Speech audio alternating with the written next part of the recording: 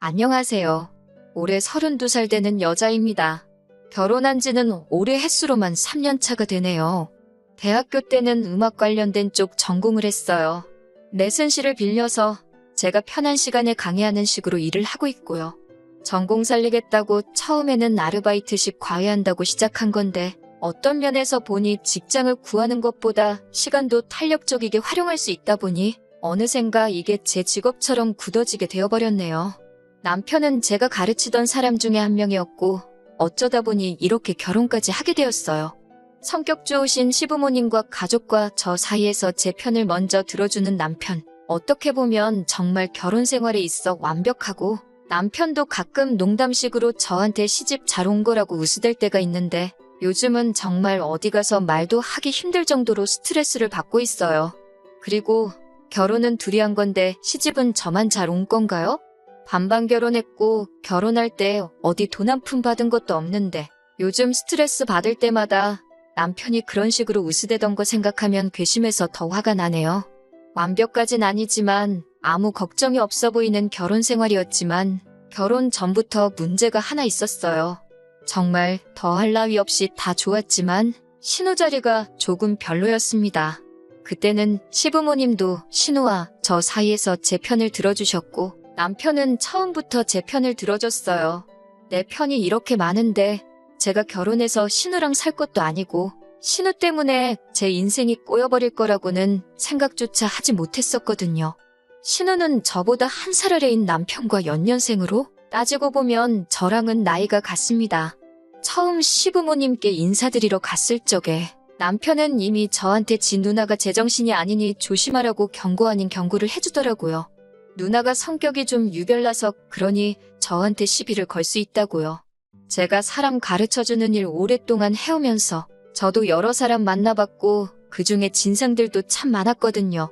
그래서 솔직히 정신 나간 사람들 상대하는 게 무섭지는 않았어요. 걸어오는 싸움도 피하는 타입이 아닌데 남편 말에 신우가 성격이 이상한 건 시부모님도 알고 계시니? 괜히 신우랑 싸워서 시부모님 입장 난처하게 하지 말고 저보고 참아달라고 사정사정 하는데 저보고만 참으라고 하니 서운했는데 실제로 신우를 만나니 그렇게 말한 이유가 이해가 갔습니다. 정말 제가 본 사람 중에 으뜸이라고 해도 될 정도로 진상이었어요. 이미 제가 문을 열고 시댁에 들어온 순간부터 어디 한번 걸려만 봐라 하는 눈빛으로 쳐다보고 있었습니다. 결혼 전부터 남편과 저는 애초에 양가 도움 없이 우리끼리 결혼을 하자고 이야기가 된 상태였어요. 양가 부모님 모두 노후 대비가 끝나 있던 상황이지만 당장 목돈을 마련하기에는 여유 자금이 부족한 공통점이 있었거든요. 뭘 더 해주신다면 감사히 받을 생각이었고 친정에서도 시댁보다 더 해주면 더 해줬지 절대 모자라게 하지는 않으실 거라고 하셨기 때문에 엄청난 걸 바라거나 하지는 않았습니다. 대화 중 화제가 자연스럽게 결혼 후에 살게 될 집에 대한 이야기로 넘어갔어요. 시부모님이 경기도 외곽의 노후대책으로 사놓은 아파트가 있는데 워낙 외진 곳이라서 재미도 못 보고 있다고 그 집에 신혼집을 차리라고 하기에도 출퇴근하기 영 그런 지역이다 보니 그 말도 못하겠다고 하십니다. 마음은 이만큼 해주고 싶은데 못 해주신다는 말을 돌려서 하시는 거라 단번에 이해를 했어요. 애초에 남편과는 그렇게 하기로 정했기에 서운하거나 하는 마음 따위는 들지도 않았습니다. 그런 말이 기분 나쁠 거 하나 없이 차라리 솔직하게 말해주신 게 감사할 지경이었죠. 저희도 애초에 양가 도움 없이 하려고 했다는 대답을 드리려던 찰나에 신우가 입을 열었습니다. 가족의 일원이니 발언권이 아예 없다고 하기는 조금 그렇지만 분명 신우가 끼어들 자리가 아닌데 입을 여니 살짝 의아했어요. 그런데 신우 입에서 나오는 말을 들으니 어이가 없는 걸 떠나 어처구니가 없더군요. 남편과 저를 쟤네들이라고 동시에 싸잡아서 낮춰 부르고는 시부모님 앞에서 어디 동네 유치원생도 안 부릴 땡깡을 부리기 시작했어요. 쟤들한테 그 집을 준다고 하면서 그러면 지금 살고 있는 서울집은 자기를 주는 게 맞다고 하는 겁니다. 맨날 아들만 저렇게 챙겨준다고 첫째가 버젓이 시집도 안 가고 있는데 둘째 먼저 결혼시키는 콩가루 집안이 세상에 또 어딨냐고 입에 아주 개거품을 물면서 말이에요. 신우가 시집 안 간 게 아니 못 간 게 그 누구의 탓도 아니고 지 탓인데 그걸 가지고 차별대운에 모내하면서 저러고 있으니 아주 꼴불견이었어요. 집도 시부모님께서 저희를 준다고 하신 것도 아니고 마음이 그렇지만 현실이 어쩔 수 없다고 사과하는 말이나 다름없었는데 그 집을 쟤네만 주고 자기는 아무것도 안 주기만 해보라고 그랬다간 지금 당장 이 자리에서 확 혀를 깨물어 버리겠다고 하는 겁니다. 자기 죽는 꼴 보고 싶지 않으면 알아서 잘하라며요. 신우가 난리법석 떠는 꼴을 보고 있으니 남편이 저한테 미리 경고한 게 무슨 말인지 딱 알겠더라고요. 성질이 더러운 게 아니라 저건 그냥 미친 사람이잖아요. 자리가 자리이니만큼 시부모님도 제 얼굴 보기가 그랬는지 신우한테 그 이야기는 나중에 하라고 핀잔을 주시더라고요. 그런데 신우는 오히려 그 말에 폭발을 해서 꽥꽥 비명을 지르면서 바닥에 대굴대굴 굴러다니기 시작했어요. 제가 사회생활 하면서도 여러 사람 봤지만 진짜 이 정도로 철저하게 사람이 미치면 이렇게 되는구나 싶었던 게 신우가 처음이었습니다. 집이 난장판이 돼가기 시작하니 제가 그 꼴을 보러 여기까지 왔나 싶어서 대화를 빨리 마무리 짓기 위해 입을 열었습니다. 집은 안 주셔도 상관없고 애초에 우리 둘이서 준비하려고 했다고요. 정작 중요한 이야기는 시작도 못했는데 이미 신우 때문에 분위기가 개판이 되는 바람에 첫 인사드리는 자리는 그렇게 끝나버리고 말았어요. 그렇게 저도 상황이 일단락된 줄로만 알았습니다. 그런데 그 다음 날 제 번호는 어떻게 알아낸 건지 처음 보는 번호로 전화가 왔길래 받아보니 신우더라고요. 그러더니 전날 있던 일을 가지고는 아주 자기가 우스워 보이냐고 하면서 성질을 내더라고요. 머리는 폼으로 달고 다니냐고 생각이란 걸 좀 하라고 하더라고요. 제가 누굴 우습게 봤냐고 하니 제가 시부모님이 집을 준다는 말에도 사양을 하면서 자기들은 세상 둘도 없는 효자가 되고 자기는 부모 재산 노리는 불효자로 만들었다는 겁니다. 그건 누가 봐도 제가 그렇게 만든 게 아니고 현실이 그렇지 않느냐고 비아냥댔지요. 말이야, 손이 신우지. 나이도 저랑 같고 남편의 누나만 아니면 그냥 제 또래의 여자잖아요? 예의는 신우가 없는 건데 어깃장을 부리니 저도 인내심에 슬슬 한계가 오더라고요. 언제까지 시부모님 등골 파먹을 생각 하지 말고 독립할 생각을 하라고. 그리고 그 아파트는 시부모님 재산이니 두 분이 알아서 하실 문제고 정 탐이 나거든 나는 관심 없으니까 시집갈 때 한번 물어나 보라고 하고 전화 끊어버렸습니다. 저랑 남편은 그런 거 없어도 평생 먹고 살 자신 있다고 하고요. 한마디 하려고 전화했는데 역으로 한 소리를 들으니 분했는지 전화가 계속 걸려오더라고요. 곧바로 전화번호 차단해버리고 남편한테 연락했죠. 너네 누나한테 전화 안 오게 하라고요. 남편이 자초지종을 듣자마자 한숨을 푹 쉬더군요. 이야기 들어보니 저 돌아가고 난 다음에도 집에서 저보고 아주 아랫사람들 자세가 안 되어 있다고 하면서 모가지가 뻣뻣한 거 보라고 시집만 한번 와보라고 자기가 정신머리를 아주 뜯어고치겠다며 울음장을 놓았답니다. 그리고 이어서 그날 저녁에는 시부모님한테까지 전화가 왔어요. 미안하다고 하시더라고요. 신우가 옛날부터 욕심이 그렇게 많았고 자기가 잘 따라오지 못하고 동생이 잘 아는 걸 가지고 자기 탓을 안 하고 시부모님이 동생만 편애한다는 식으로 받아들였다네요. 신우한테 투자를 더하면 더했지 절대로 덜 한 적 없다고 하시는데 제가 못해놓고 왜 그러는지 모르겠다고 하시면서요. 잘 풀린 동생을 보니 자격지심에 질투를 하는 거라고 저보고 이해를 해달라고 하더라고요. 신우 시집 보내기 위해 자리를 백방으로 알아보고 계시고 신우도 딴 집으로 시집가게 되면 출가회인의 마음을 역지사지로 생각하지 않겠냐고 하면서 저보고 참아달라고 말입니다. 저대로 시집 보내면 일주일도 안 돼서 반품당할 거라는 말이 목 끝까지 차올랐지만 그냥 있었네요. 신우가 저러는 걸 제가 참아야 할 이유는 없었지만 직접 전화하셔서 사과까지 하셨는데 그렇게 하겠다 했습니다. 하지만 한편으로는 신우가 저렇게 된 게 뭐든지 오냐오냐 해주고 넘어가준 시부모님 탓이 가장 크지 않을까 생각했어요. 반대로 남편도 시부모님도 신우가 저러는 게 억지인 거 알고 제 기분을 헤아려 주려고 노력하시니 말만 저렇게 하고 아무 힘도 없는 신우 때문에 제가 결혼까지 포기할 이유는 없다고 생각했습니다. 어차피 결혼하면 남편이랑 살지 신우랑 사는 게 아니니까요. 나중에 알았는데 신우가 또 우리들 결혼시키면 혀를 깨물겠네 어쩌네 하면서 또 난리를 쳤나 봅니다. 이쯤 되니 신우가 죽겠다 하는 게 실제로 행동에 옮길 자신은 없고 그렇게 하면 시부모님이 한 수 접어주고 지가 원하는 대로 해주니 일이 안 풀리면 버릇처럼 쓰는 말이라는 걸 알게 되었어요. 신우는 제가 예상한 대로 저희 결혼 생활에 아무런 문제가 되지도 않았습니다. 오히려 저희가 시부모님께 용돈을 드리면 시부모님이 저희 가고 나서 그 돈을 신우 쓰라고 주셨던 것 같아요. 그러니까 저희가 시댁에 찾아오는 게 싫어도 반대도 못하고 끙끙대고만 있었겠죠. 제가 힘들게 번 돈 신우 좋으라고 계속 드리기는 싫으니 이 사실을 알고 난 다음부터는 돈이 아니라 선물로 가져다 드렸네요. 그래도 염치는 조금 남아있는지 제가 선물 싸올 때마다 얼굴 표정이 썩어가지고는 아무 말도 못하고 발을 동동 구르는 꼴을 보는 재미가 참 쏠쏠했습니다.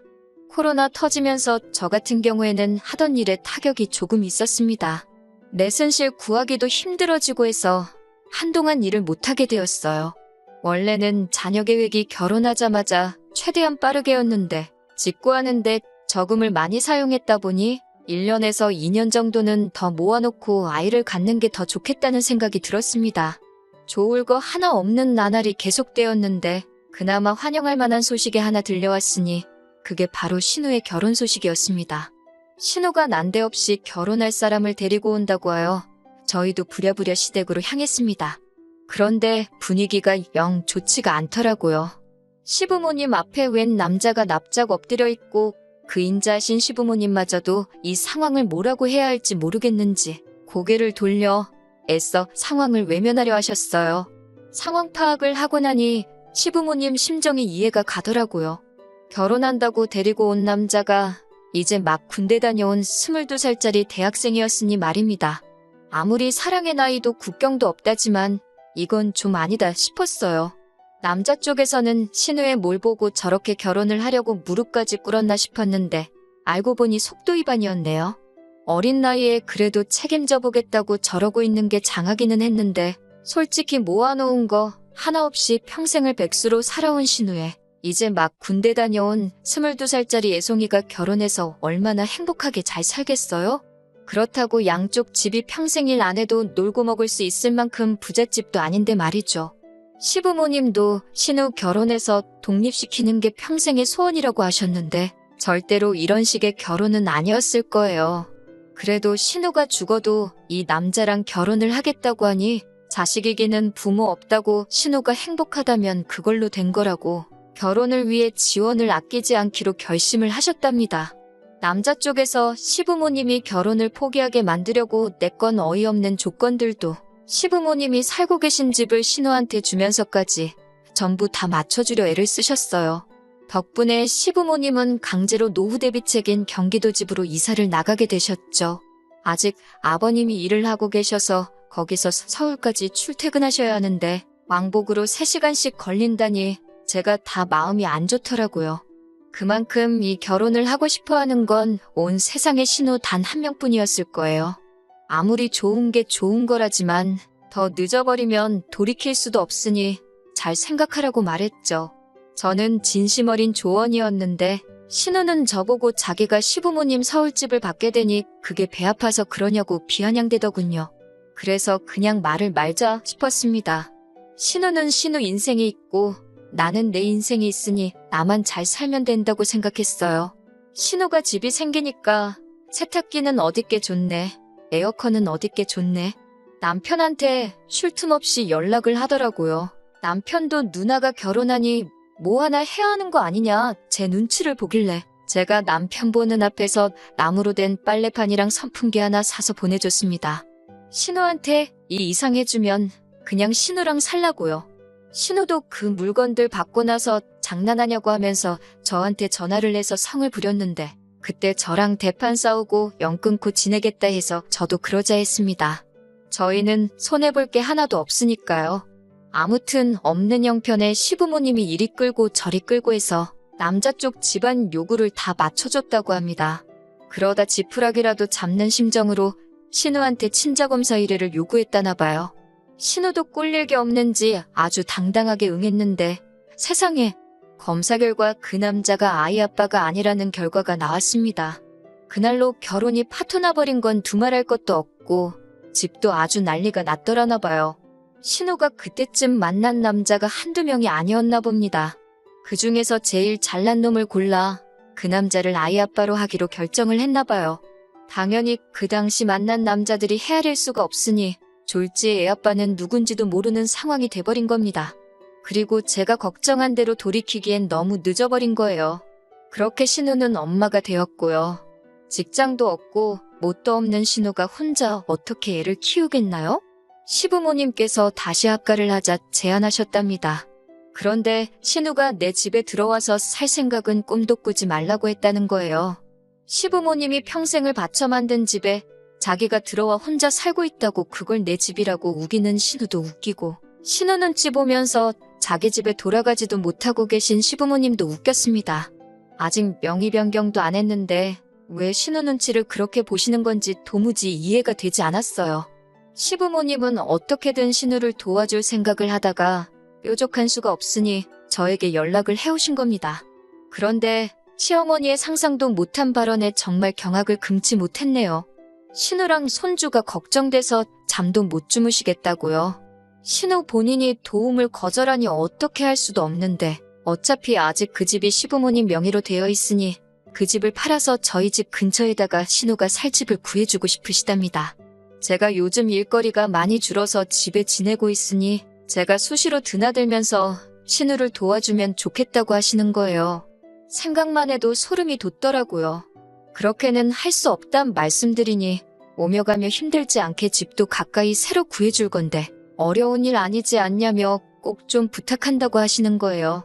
신우가 저희랑 연 끊고 지낸다 했다는 말씀을 드려도 막무가내셨습니다.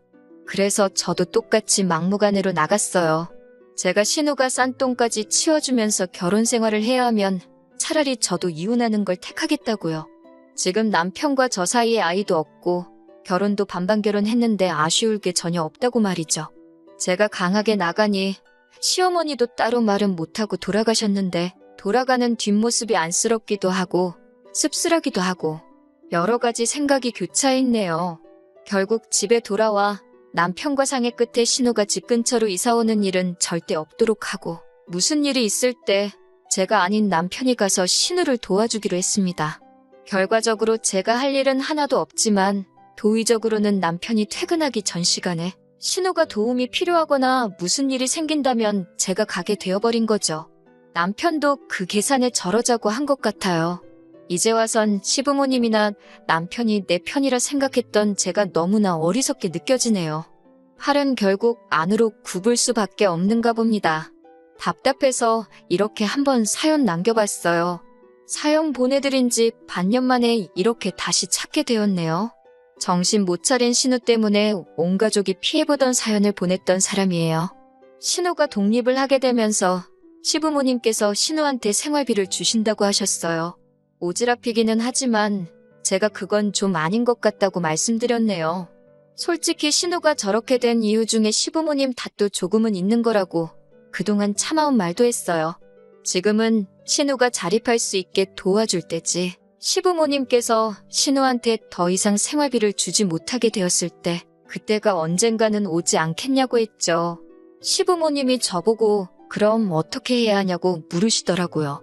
신우가 시부모님이 집에 오는 걸 반대를 하고 나섰으니 하는 수 없이 집으로 출퇴근하는 시터분 한 명을 고용해서 신우한테 붙여주기로 했습니다. 신우는 대신 일자리를 구해서 출근을 하는 방식으로요. 일을 안 하면 당연히 시터도 구해주지 않을 것이고 일체의 생활비 지원도 없을 거라고 했어요. 그리고 신우가 지금 시부모님에게서부터 뺏어가다시피 한 서울집은 신우가 증여세로 들어갈 돈을 모아올 때까지 명의 변경은 절대 해주지 않기로 정했고요. 그러니 신우는 하기 싫어도 일을 시작해야 했습니다. 신우가 한 달 일해서 벌어오는 돈이 집으로 출퇴근하며 아이 봐주고 집안일 해주시는 시터분 월급보다 적은 배보다 배꼽이 큰 웃기지도 않은 상황이 발생했지만 그래도 신우가 정신 차리고 일을 시작한 부분에 의미를 두기로 했어요. 시부모님도 굉장히 흡족해 하셨습니다. 실제로 제가 후기를 보내기까지 정말 신우는 열심히 사는 것처럼 보였어요. 그런데 얼마 전에 기어이 일이 터지고 말았네요. 아이 돌봐주시는 분이 사색이 되어서 시부모님이면 남편한테며 연락을 했다고 하더라고요. 보통 신우가 출근하기 전에 그분이 집에 도착하시는데 아이만 혼자 있고 신우는 없더래요. 시터분이 무슨 일인가 하고 집을 살펴봤는데 거기에 신우가 힘들다, 갑갑하다 뭐 이런 식의 편지를 써놓고 출근도 하지 않고 사라져버린 거죠. 집에서는 아주 난리가 났죠. 저도 그날 일정을 다 취소하고 남편도 회사 휴가 내고 나와서 시부모님하고 다 같이 집 나간 신우 찾는다고 아주 한바탕 했어요. 전화도 안 받는데 아무리 대한민국 땅이 좁다고 한들 마음 먹고 잠적한 사람을 무슨 수로 찾겠어요?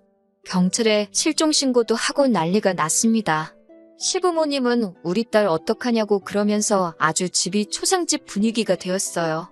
그리고 그날 새벽에 서울 외곽에 있는 한 술집에서 전화 한 통을 받게 되었습니다. 신우가 거기서 술 먹고 뻗어 있다는 연락이었습니다. 가게 문 닫아야 되니까 제발 좀 데려가 달라고요. 새벽에 온 가족이 차 끌고 거기로 갔더니 아주 온 가족이 걱정시킨 것과는 다르게 세상 행복한 표정으로 지집 안방인 것 마냥 퍼질러 자고 있더라고요. 사장님 말씀이 진상도 아주 이런 진상이 또 없었다고, 계산도 안 했다고 술값까지 내야 했어요. 혼자 와서 술을 진탕 마시고는 남자 손님들한테 가서 자기 술값 내주면 오늘 하루 놀아주겠다고 아주 난리도 아니었답니다. 그 와중에 합석하게 된 남자들이 저 여자가 계산할 거라고 하고는 술은 또 있는 대로 마시고 주랭랑을 쳤다네요. 뭘 어떻게 마셔야지 동네 술집에서 술값이 50만 원이 나오는지는 모르겠는데 그 주랭랑을 친 테이블값까지 계산을 해줘야 했어요. 술을 얼마나 마신 건지 집에 돌아가는 차 안에서도 세상 모르고 자고 있더라고요.